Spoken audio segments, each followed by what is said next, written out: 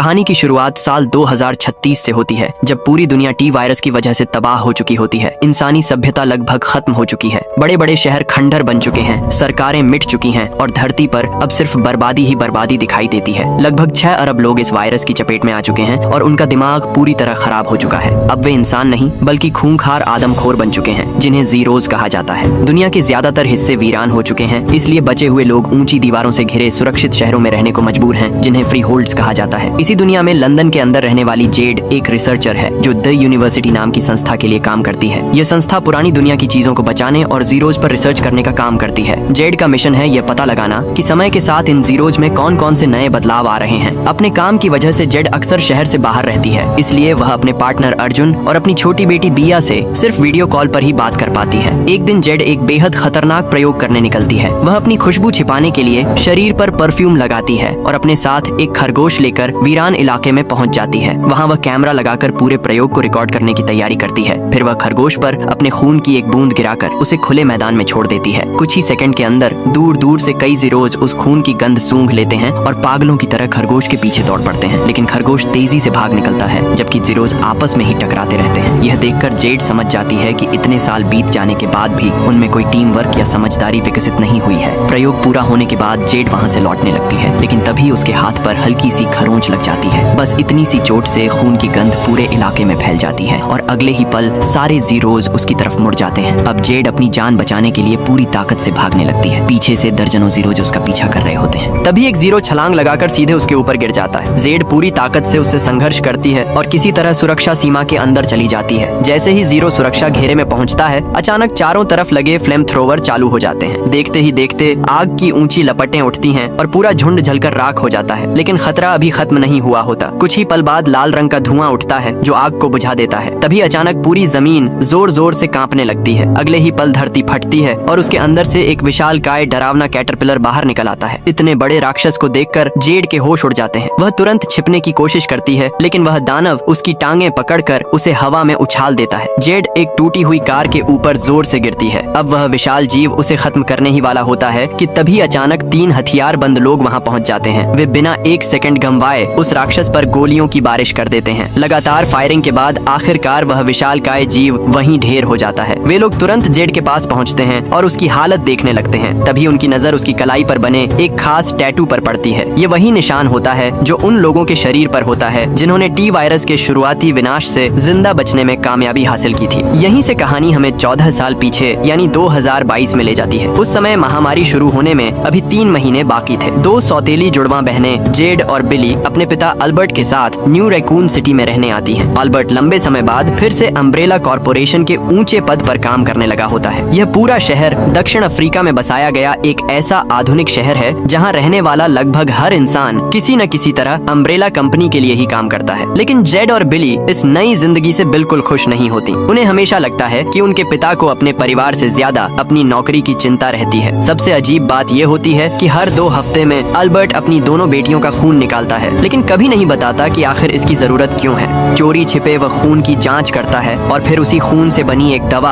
अपने शरीर में इंजेक्ट कर लेता है। साफ दिखाई देता है कि अल्बर्ट किसी बड़े राज को दुनिया से छिपा रहा है। अगले दिन स्कूल में बिली अकेली बैठी होती है। तभी एक लड़की टैमी उसके पास आती है। पहले तो वह दोस्ती का नाटक करती है, लेकिन कुछ ही देर में उसका मजाक उड़ाना शुरू कर देती है। गुस्से में बिली उसे गलत इशारा कर देती है, जिसके बाद दोनों के बीच जमकर लड़ाई हो जाती है। आखिरकार एक टीचर आकर दोनों को अलग करता है। दोनों बहनें घर लौटती हैं। जेड अपनी बहन का हौसला बढ़ाने की कोशिश करती है, लेकिन तभी उन्हें पता चलता है कि उनकी लड़ाई का वीडियो सोशल मीडिया पर वायरल हो चुका है। अब पूरे स्कूल में बिली का मजाक बनाया जा रहा होता है। उधर अम्ब्रेला कॉर्पोरेशन में अल्बर्ट को एक खुफिया वीडियो दिखाया जाता है। इसमें तिजुआना में हुए एक खतरनाक प्रयोग की रिकॉर्डिंग होती है, जहां अचानक हिंसा फैल गई थी। इस हादसे में कई लोग घायल हुए और कुछ की मौत भी हो गई। कंपनी ने इस पूरी घटना को दुनिया से छिपा दिया है, लेकिन वीडियो देखकर अल्बर्ट के चेहरे का रंग उड़ जाता है। उसे एहसास हो जाता है कि वही डरावनी घटना एक बार फिर दोहराई जा रही है। इसी बीच स्कूल में एक और घटना हो जाती है। टैमी वॉशरूम में अकेली होती है। तभी कोई रहस्यमयी शख्स अजीब सा मास्क पहनकर उसके सिर पर हमला कर देता है। कुछ देर बाद प्रिंसिपल बिली को क्लास से बाहर बुलाता है, क्योंकि वही मास्क उसके लॉकर से मिला होता है। सारे सबूत उसी के खिलाफ होते हैं और हर कोई उसे ही दोषी मान लेता है। लेकिन सच्चाई कुछ और होती है। असल में यह सब जेड ने किया था। वह चाहती थी कि स्कूल में उसकी बहन कमजोर नहीं बल्कि खतरनाक दिखाई दे। मामला इतना बढ़ जाता है कि दोनों परिवारों की मीटिंग बुलाई जाती है। टैमी का पिता बिली पर पर कानूनी कार्रवाई करने की धमकी देता है और उसे मानसिक रूप से बीमार तक कह देता है। तभी अल्बर्ट वहाँ पहुँचता है। वह अपने ऊंचे पद और ताकत का इस्तेमाल करते हुए टैमी के पिता को साफ चेतावनी देता है कि अगर उसने यह मामला आगे बढ़ाया तो उसकी नौकरी ही नहीं बल्कि उसका पूरा करियर खत्म हो जाएगा।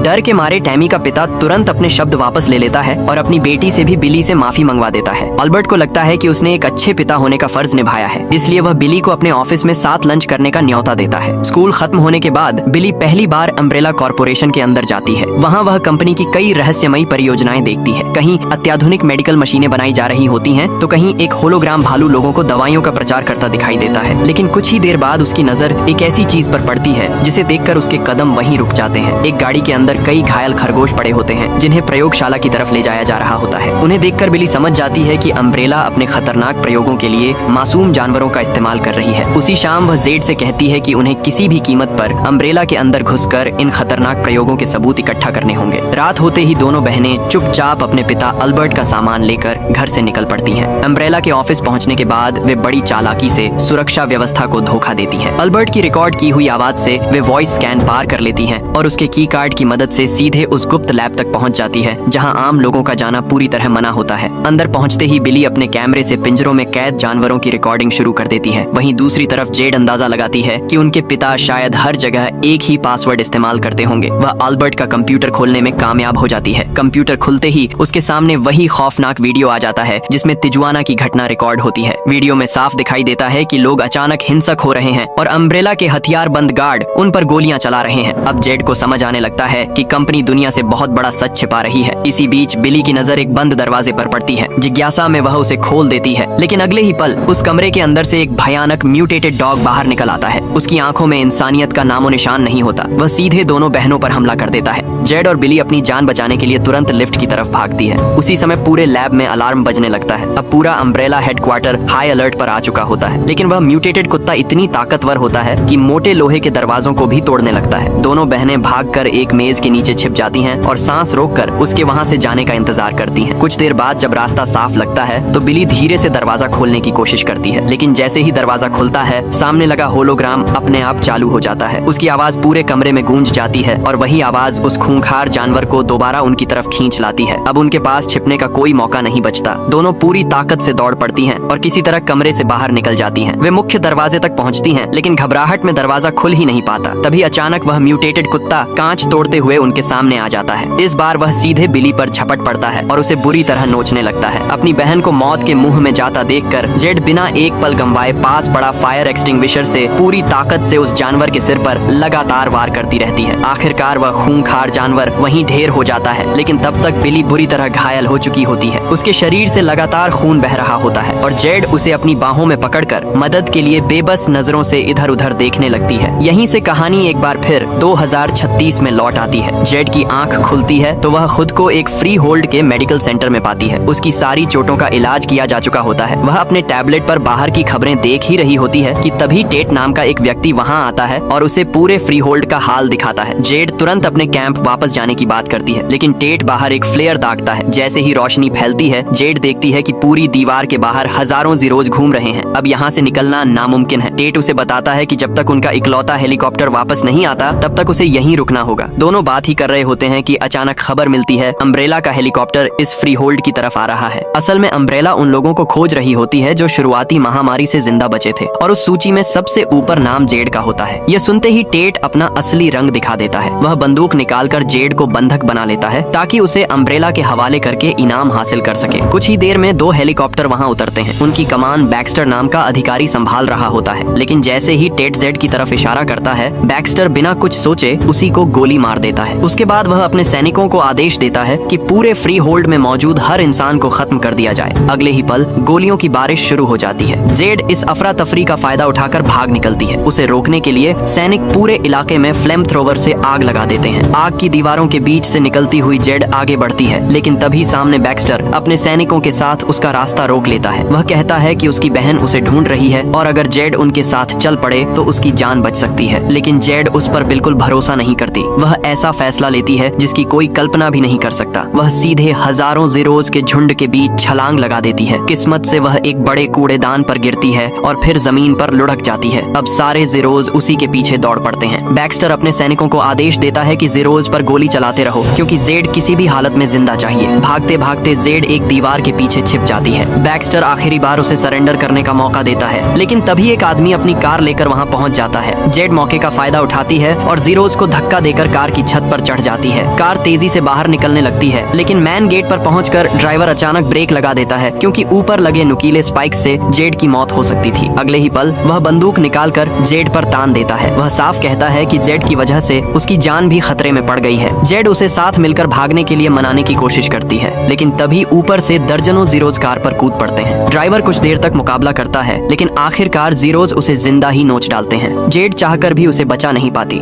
जैसे ही सारे ज़ीरोज़ ड्राइवर को खाने में व्यस्त हो जाते हैं, जेड शीशा तोड़कर ड्राइविंग सीट पर बैठ जाती है और वहां से निकल भागती है। काफी मुश्किलों के बाद वह डोवर फ्रीहोल्ड पहुंचती है। ये वह शहर होता है जिसने अपनी सुरक्षा के लिए अम्ब्रेला के साथ समझौता कर लिया है। यहाँ जेड अपनी पुरानी दोस्त मेलिंडा के घर पहुंचती है। उसका पति बैरी पहले कई बार जेड की मदद कर चुका होता है। बैरी घर पर नहीं होता, लेकिन मेलिंडा उसे अंदर आने देती है। जेड तुरंत अर्जुन से संपर्क करती है और उसे बताती है कि अम्ब्रेला उसके पीछे पड़ चुकी है। अर्जुन उसे सलाह देता है कि वह किसी तरह चैनल पार करके काले पहुंच जाए, जहाँ ब्रदरहुड नाम का संगठन अम्ब्रेला का विरोध करता है। तभी जेड को बाथरूम की तरफ से अजीब आवाज सुनाई देती है। वह अंदर जाती है और वहाँ का नजारा देखकर सन्न रह जाती है। बैरी हथकड़ियों से बंधा हुआ होता है, लेकिन अब वह इंसान नहीं रहा, वह भी एक ज़ीरो बन चुका होता है। मेलिंडा बताती है कि बैरी को खुद महसूस हो गया था कि वह संक्रमित हो चुका है, इसलिए उसने खुद को जंजीरों में बांध लिया था ताकि किसी और को नुकसान न पहुंचा सके। वह यह भी बताती है कि बैरी के पास तस्करों की एक खास नोटबुक है। अगर जेड को यहाँ से भागना है तो वही उसकी आखिरी उम्मीद है। जेड घर में रखी साधारण चीजों को हथियार बनाकर दोबारा बाथरूम में जाती है। वह बैरी को गिराकर उसकी जेबें टटोलने लगती है और आखिरकार उसे वह नोटबुक मिल जाती है, लेकिन तभी बैरी की कलाई टूट जाती है और वह हथकड़ियों से आजाद हो जाता है। अब वह सीधे मेलिंडा पर हमला कर देता है। जेड बिना देर किए पीछे से वार करती है और इस बार हमेशा के लिए बैरी का अंत कर देती है। जेड वहाँ से निकल जाती है, लेकिन उसके जाने के कुछ ही देर बाद बैक्स्टर अपने सैनिकों के साथ उसी घर पहुँच जाता है और मेलिंडा से जेड के बारे में पूछताछ शुरू कर देता है। दूसरी तरफ जेड एक स्थानीय शराबखाने में बैरी के पुराने तस्कर साथी से मिलती है। वह अपनी शादी की अंगूठी देकर सीमा पार जाने की कोशिश करती है, लेकिन तस्कर कहता है कि पहले बैरी का पुराना कर्ज चुकाना होगा। जब कोई रास्ता नहीं बचता तो जेड चुपके से एक शराबी आदमी का टिकट चुरा लेती है। शाम होते ही वह फेरी का इंतजार करने के लिए बंदरगाह पहुंचती है, लेकिन तभी बैक्स्टर और उसके सैनिक वहां भी पहुंच जाते हैं। आते ही तस्कर को गोली मार देते हैं। उसी समय आसमान में उड़ रहा एक ड्रोन पूरे इलाके पर गोलियां बरसाने लगता है। बंदरगाह पर भगदड़ मच जाती है। जेड भी भागते हुए जमीन पर पड़ी एक बंदूक उठा लेती है और छिपने की कोशिश करती है। तभी उसकी नजर एक डरे हुए छोटे बच्चे पर पड़ती है। वह उसे अकेला छोड़ने के बजाय अपनी गोद में उठाती है और पास के एक गोदाम में ले जाकर छिपा देती है। कुछ ही देर में बैक्स्टर के सैनिक लगभग हर इंसान को या तो मार चुके होते हैं या पकड़ चुके होते हैं। फिर भी बैक्स्टर को पूरा यकीन होता है कि जेड अभी भी यहीं कहीं छिपी हुई है। तभी गोदाम का दरवाजा खुलता है। जेड तुरंत हथियार तान देती है, लेकिन सामने उस बच्चे के माता पिता खड़े होते हैं। वे शराब की बोतलें तस्करी करके काले पहुंचना चाहते हैं ताकि वहां नई जिंदगी शुरू कर सकें। जेड उनके साथ हाथ मिलाने का फैसला करती है और चैनल टनल के रास्ते भागने की तैयारी शुरू कर देती है। इसके बाद कहानी हमें फिर से 2022 में ले जाती है, जहाँ बुरी तरह घायल बिली को होश आता है। जेड उसे सहारा देकर दूसरे कमरे में ले जाती है और उसके गहरे घाव को देखकर घबरा जाती है। उसी समय अल्बर्ट वहाँ पहुँच जाता है। वह तेजी से बिली के जख्म पर पट्टी बांधता है और दोनों बहनों को तुरंत पिछले दरवाजे से भाग जाने के लिए कहता है। वह उन्हें सख्त चेतावनी देता है कि वे किसी भी हालत में अस्पताल न जाएं। दोनों बहनें वहाँ से निकल जाती हैं और उनके जाते ही अल्बर्ट सबसे पहले लैब के सिक्योरिटी कैमरे बंद कर देता है ताकि किसी को यह पता न चल सके कि उसकी बेटियां यहाँ आई थीं। इसके बाद वह म्यूटेटेड कुत्ते का खून अपने सिर पर मल देता है, मानो वह किसी बहुत बड़ी साजिश की शुरुआत करने वाला हो। उधर अम्ब्रेला की सिक्योरिटी टीम आखिरकार लैब में पहुंच जाती है। अल्बर्ट तुरंत पूरी घटना को छिपाने की कोशिश करता है। वह रॉथ और कंपनी की सीईओ एवलिन को बताता है कि किसी साइबर हमले की वजह से लैब का सिक्योरिटी सिस्टम फेल हो गया था, जिससे म्यूटेटेड कुत्ता बाहर निकल आया। लेकिन एवलिन उसकी बात पर पूरी तरह भरोसा नहीं करती। उसे शक होता है क्योंकि अगर यह सचमुच साइबर अटैक होता तो हैकर फिरौती जरूर मांगते।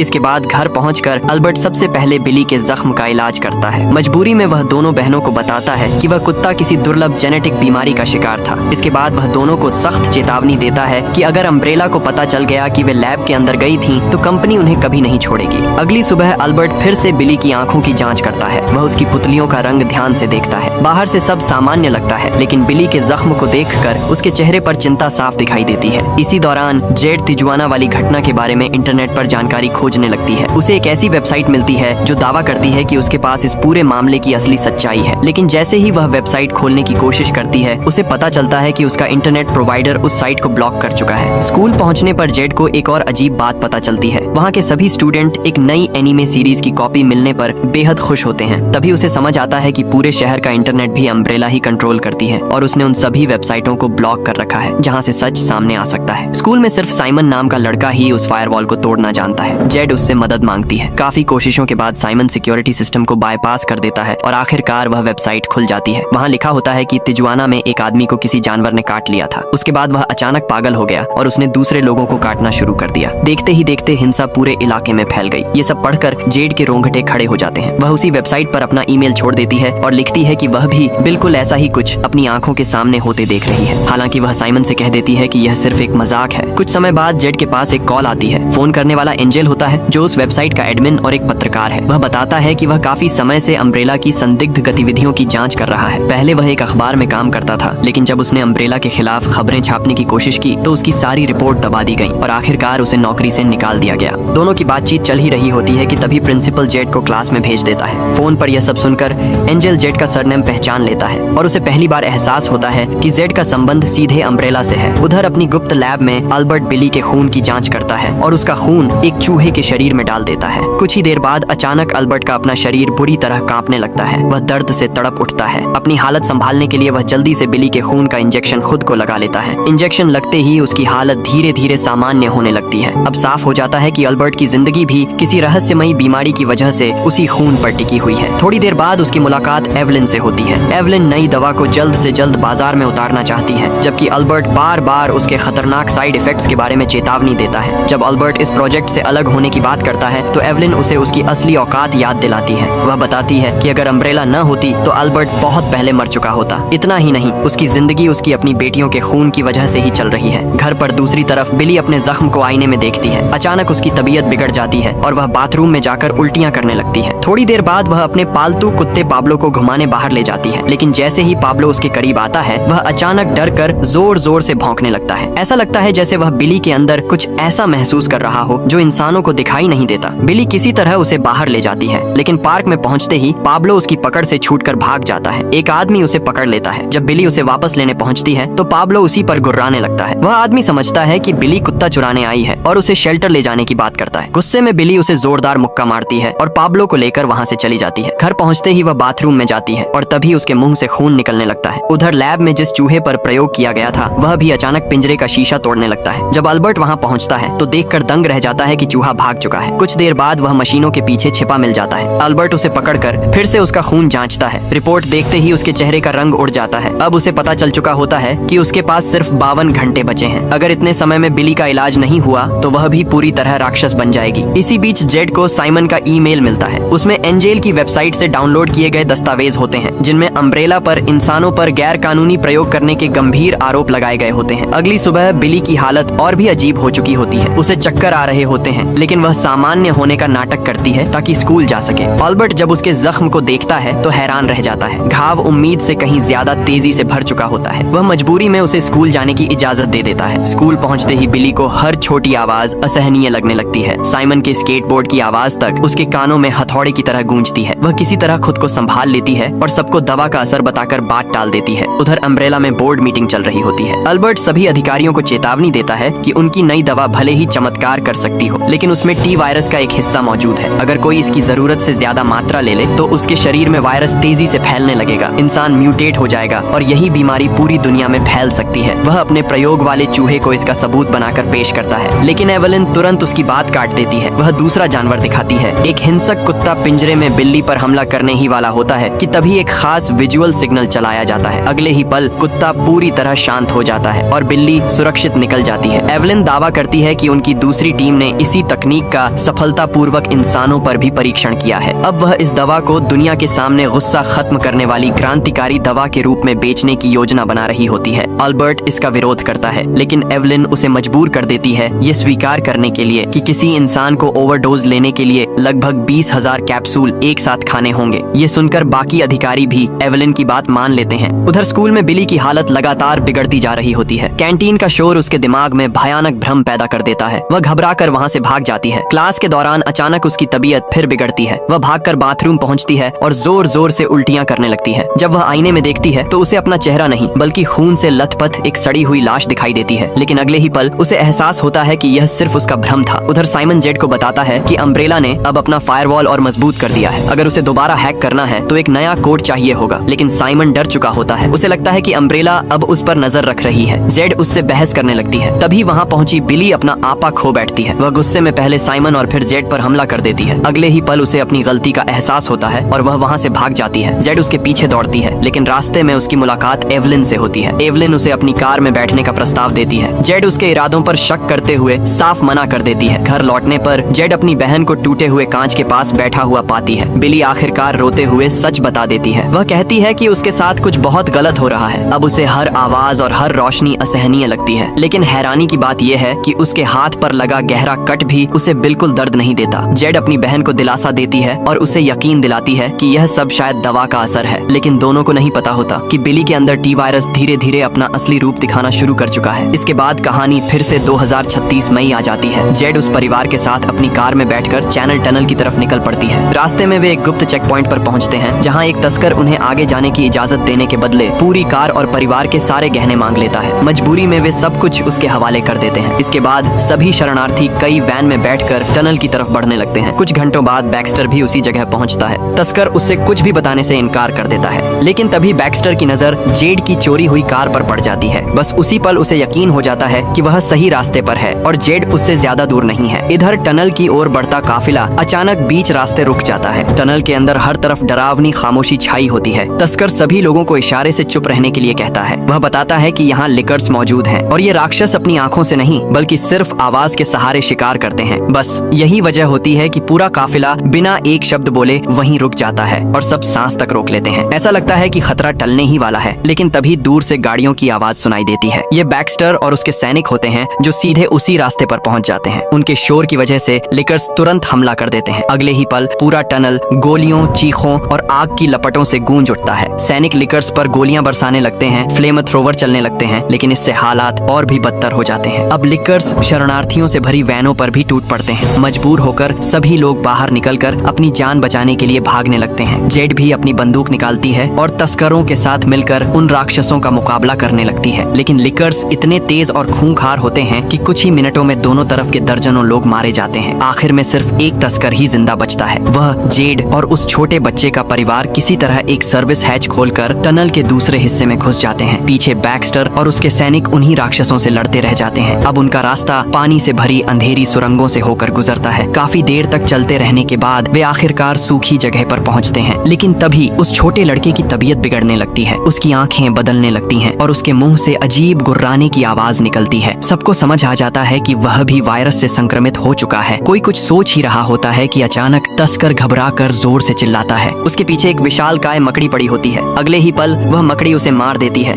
बाकी लोग अपनी जान बचाकर भागते हैं, लेकिन पीछे से उसकी दर्दनाक चीखें सुनाई देती रहती हैं। भागते भागते वे एक जगह छिप जाते हैं, लेकिन मकड़ी उनका पीछा नहीं छोड़ती। उसकी भारी चाल की आवाज लगातार उनके करीब आती जा रही होती है। तभी बच्चे का पिता पास पड़ा एक लोहे का पाइप उठा लेता है। वह अपनी पत्नी और बेटे को भागने का मौका देने के लिए अकेले ही उस राक्षस का सामना करने निकल पड़ता है। वह पूरी ताकत से मकड़ी पर वार करता है, लेकिन उसका हमला उस दानव के सामने बिल्कुल बेअसर साबित होता है। अगले ही पल विशाल मकड़ी उसे बेरहमी से मार देती है। ये देखकर जेड तुरंत फायरिंग शुरू कर देती है, लेकिन कुछ ही सेकंड में उसकी सारी गोलियां खत्म हो जाती हैं। अब उसके पास भागने के अलावा कोई रास्ता नहीं बचता। विशाल मकड़ी लगातार उनका पीछा करती रहती है। जैसे ही वह बिल्कुल करीब पहुंचती है, जेड सही समय देखकर एक भारी लोहे का शटर गिरा देती है। शटर के नीचे दबते ही वह विशाल मकड़ी हमेशा के लिए खत्म हो जाती है। खतरा टलने के बाद बच्चे की माँ एक फैसला सुनाती है। वह कहती है कि चाहे कुछ भी हो जाए, वह अपने संक्रमित बेटे को छोड़कर कहीं नहीं जाएगी। मजबूर होकर जेड अकेले ही अपनी यात्रा आगे जारी रखती है। काफी देर बाद वह सुरंग से बाहर निकलती है, लेकिन बाहर उसका इंतजार कोई और नहीं बल्कि बैक्स्टर कर रहा होता है। दोनों आमने सामने आते ही हैं कि अचानक चारों तरफ से गोलियां चलने लगती हैं। ब्रदरहुड के लड़ाके वहां पहुंच चुके होते हैं। वे बैक्स्टर के सैनिकों पर हमला करके उन्हें बंदी बना लेते हैं, लेकिन जेड को भी वे बैक्स्टर की साथी समझ लेते हैं। उसे भी बेहोश करके अपने साथ ले जाया जाता है और इसी के साथ ये कहानी यही खत्म होती है। अगला पार्ट देखने के लिए कमेंट करना मत भूलना।